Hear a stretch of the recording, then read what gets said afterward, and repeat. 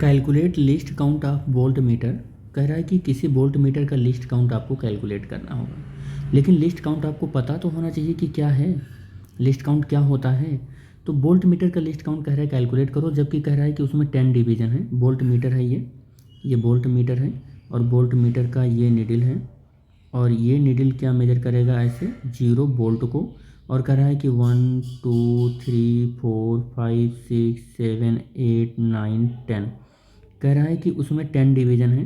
तो पूरा फाइनली वो 0.5 वोल्ट मेजर कर ले रहा है, इतना वोल्ट मेजर कर ले रहा है।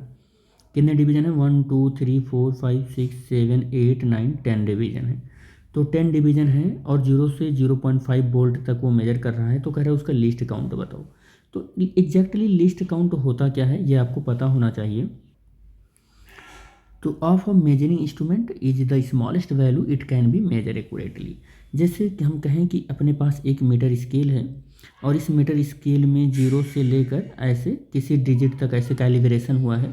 तो हम ये कह दें कि 0, ये पहली वाली लाइन 0 है, और ये पहली वाली ये लाइन जो है वो 1, 0 से 1।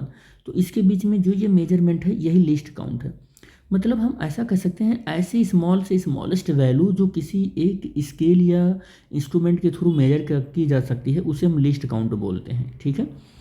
तो अगर मैं कहता हूँ कि 10 डिवीज़न जो है वो 0.5 वोल्ट मेजर कर रहा है, तो 1 डिवीज़न कितना मेजर करेगा? यही 1 डिवीज़न ही लिस्ट काउंट होगा इसका। तो 0.5/10, और ये मेजर करेगा 1 division is equal to 0.05 volt measure करेगा। तो एक डिवीज़न यानी कि मिनिमम एक डिवीज़न के बीच का जो डिस्टेंस होता है वही उसका लिस्ट काउंट होता है। तो यही इसका क्या हो जाएगा? लिस्ट काउंट हो जाएगा। यही क्या हो जाएगा? लिस्ट काउंट हो जाएगा।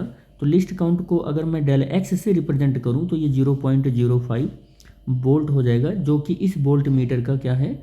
इस वोल्ट मीटर का लिस्ट काउंट है। और इसका जो ऑप्शन होगा वो ऑप्शन नंबर सी हो जाएगा, 0.05 वोल्ट।